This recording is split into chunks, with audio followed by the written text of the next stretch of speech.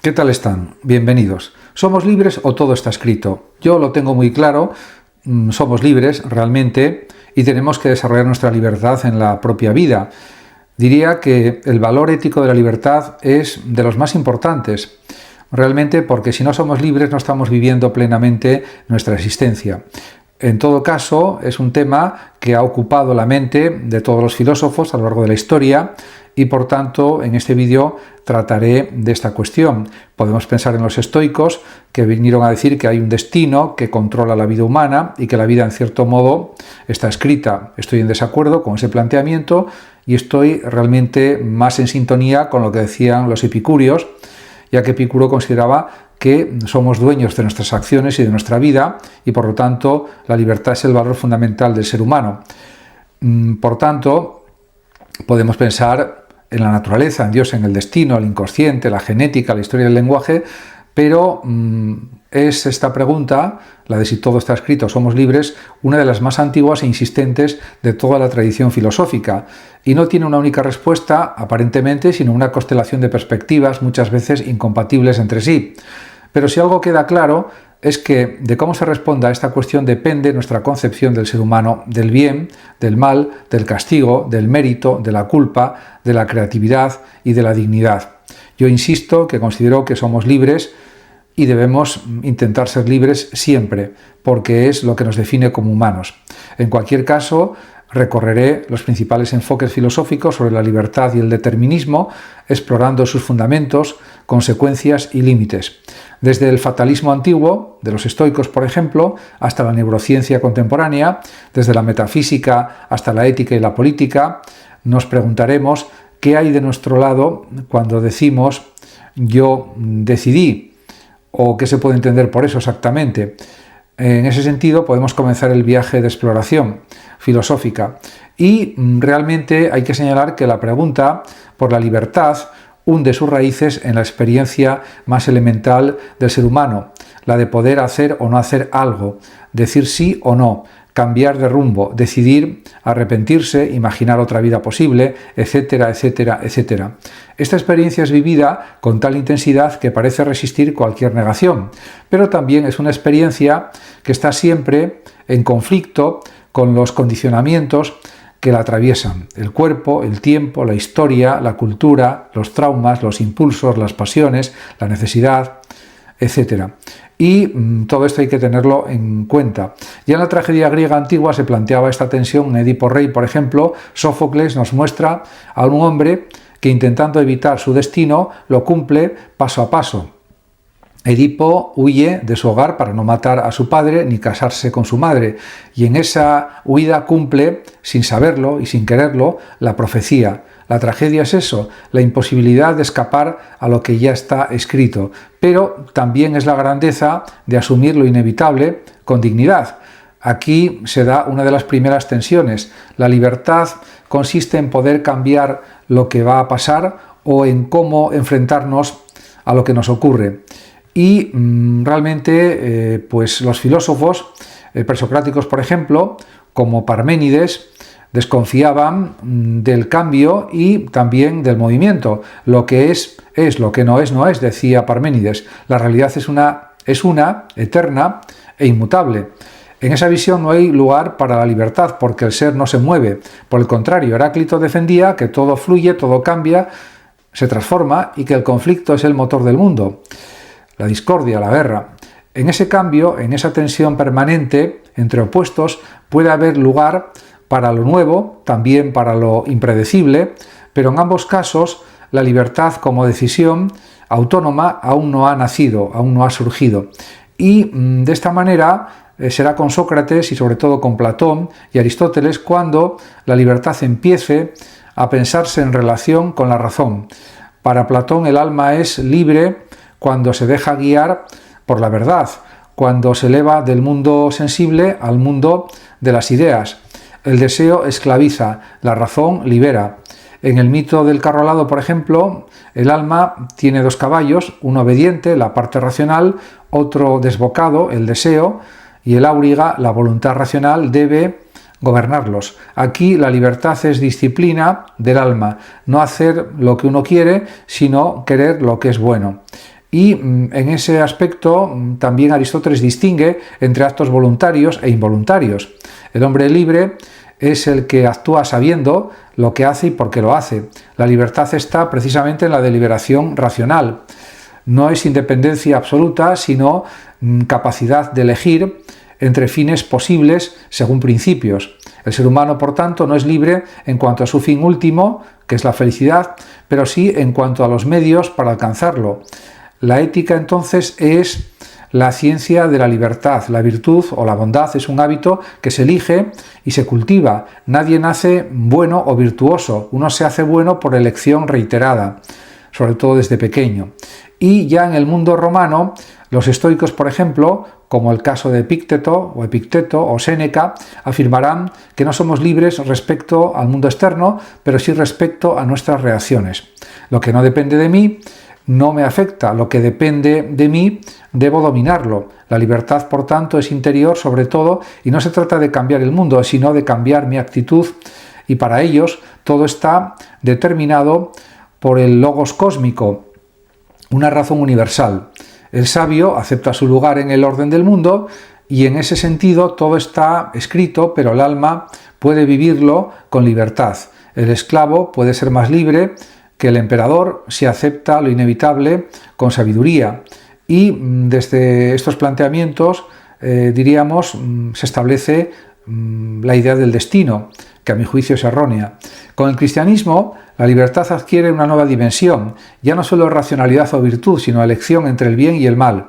Dios crea al ser humano libre para que pueda amarlo, pero esa libertad es ambigua, puede ser usada para el pecado. San Agustín, por ejemplo, desarrollará la idea de que el hombre es libre, pero su libertad está herida por el pecado original.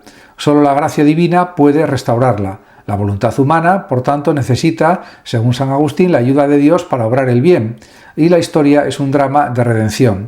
Todo está previsto por la providencia divina, pero sin anular la libertad del hombre. ¿Paradoja? Aparentemente sí. Para Agustín no. Dios trasciende el tiempo y conoce nuestras elecciones sin causarlas. Sería algo parecido a la presciencia que desarrolló siglos después Leibniz. Santo Tomás de Aquino, en el siglo XIII, intentará conciliar libertad y determinismo teológico. Según él, Dios conoce todo lo que va a pasar, pero eso no impide que las causas segundas, como la voluntad humana, operen libremente. La libertad es perfección de la voluntad racional. El bien mueve como fin, pero no fuerza. Elegimos el bien que nuestra razón ve como tal, aunque no siempre sea el verdadero bien. Así surge, además, una primera crítica. ¿Podemos elegir el mal si no lo percibimos como un bien? Si todo acto responde a una motivación racional, ¿hay libertad en sentido profundo? Y también se puede pensar en que con el surgimiento de la modernidad, la libertad se convierte en el centro del pensamiento. Descartes afirma, por ejemplo, que el yo es libre por esencia, la voluntad es infinita. El error ocurre cuando el juicio se adelanta al conocimiento.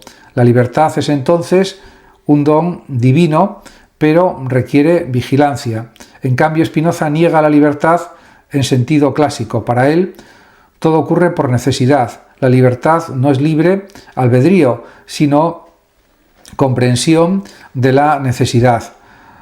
Cuanto más comprendo que todo está determinado por la naturaleza divina, más libre soy. El esclavo es el que cree que es libre, ignorando las causas que lo determinan. Esto me parece realmente demasiado exagerado decirlo, pero bueno, es lo que ellos afirman. Leibniz, por su parte, defenderá la armonía preestablecida. Todo está escrito en el plan divino, pero de forma que nuestras acciones libres coinciden con lo previsto. Un modelo racionalista que intenta salvar la libertad sin romper la omnisciencia divina. Y que además todo esto se concilia bien con la libertad humana. Con Kant la libertad entra en una nueva etapa. Para él el ser humano es libre, no en el mundo fenoménico, donde todo está sujeto a leyes causales, sino en el mundo nouménico, el reino de la razón práctica, de la ética, ya que la libertad no es un hecho, sino un postulado moral. Debemos, según él, suponerla porque sin ello o sin ella no hay responsabilidad. El imperativo categórico, además, establecido por Kant, exige que actuemos como si fuésemos libres. La moralidad es la prueba de la libertad. Aquí surge también una visión fuerte. Somos libres porque debemos serlo. La libertad es condición de posibilidad de la ética.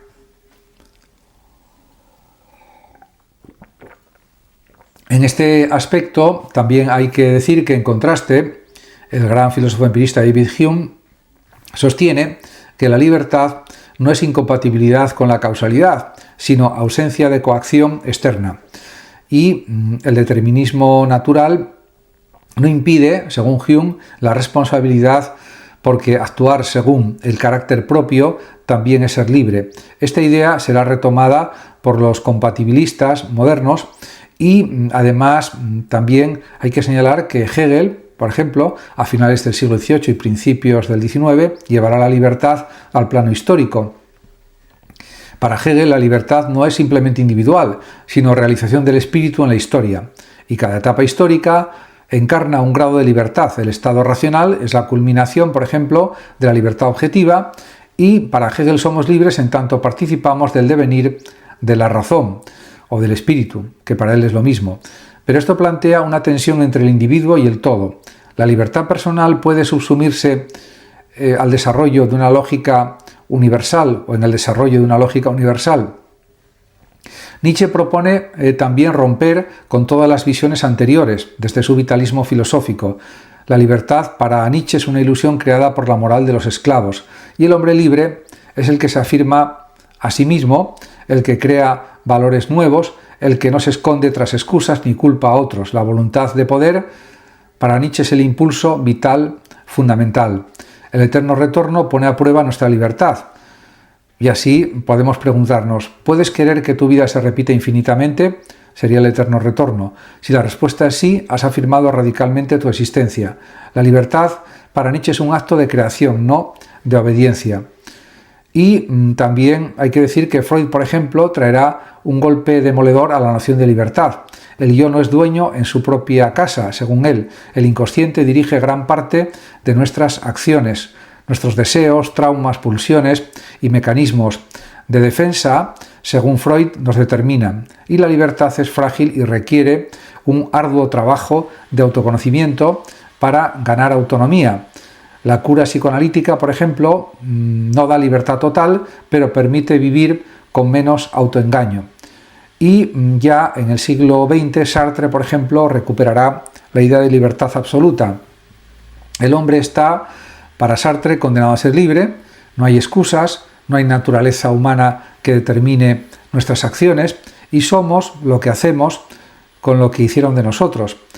Incluso no elegir es una forma de elección. La angustia, para Sartre, es el precio de esa libertad, pero también su grandeza. La mala fe es el intento de evadir esa responsabilidad. Y además, también Heidegger, este filósofo alemán, propone una libertad más ontológica, porque para él no somos libres como sujetos que eligen objetos, sino que la libertad es apertura al ser, posibilidad de ser uno mismo en el mundo. La libertad es ser capaz de responder a la llamada del ser. No es acción voluntarista, sino apropiación de la existencia. Y también en las últimas décadas, con los avances en la neurociencia, ha resurgido además el determinismo. Los experimentos de Benjamin Libet y otros muestran que el cerebro activa una decisión milisegundos antes de que el sujeto diga haberla elegido. Esto ha llevado también a algunos a concluir que el libre albedrío es una ilusión. Sin embargo, muchos filósofos y neurocientíficos responden que la conciencia interviene en la corrección, revisión y modulación de la acción y que la libertad es más compleja que un acto instantáneo. Por tanto, podemos decir que la libertad sigue existiendo. Desde otra perspectiva, la filosofía analítica ha desarrollado el compatibilismo, que sostiene que ser libre no significa estar fuera de toda causalidad, sino actuar según razones propias sin coacción externa. Si nuestras acciones son fruto o resultado de nuestros deseos, valores y creencias, somos libres, incluso si estos están condicionados por la biología o la historia, porque al final son nuestros deseos o creencias. Hoy la cuestión sigue abierta. En un mundo donde la inteligencia artificial, los algoritmos, las redes neuronales y la manipulación social cuestionan nuestra autonomía, la pregunta por la libertad es más urgente que nunca. En cualquier caso, se puede decir que sí somos libres y no todo está escrito, aunque la filosofía no ofrezca una respuesta única, pero sí enseña a pensar lo que es la libertad con todos sus matices, límites, condiciones y posibilidades. Tal vez no se trata de una libertad absoluta y tampoco un determinismo fatal, sino de un campo intermedio donde luchamos por ser más conscientes, también por ser más responsables, más dueños de nuestro destino y de esta manera sentirnos también más libres. Muchas gracias a todos por su atención y hasta mi próximo vídeo. El que lo desee puede compartir este vídeo, darle like o suscribirse a mi canal de YouTube. Hasta pronto.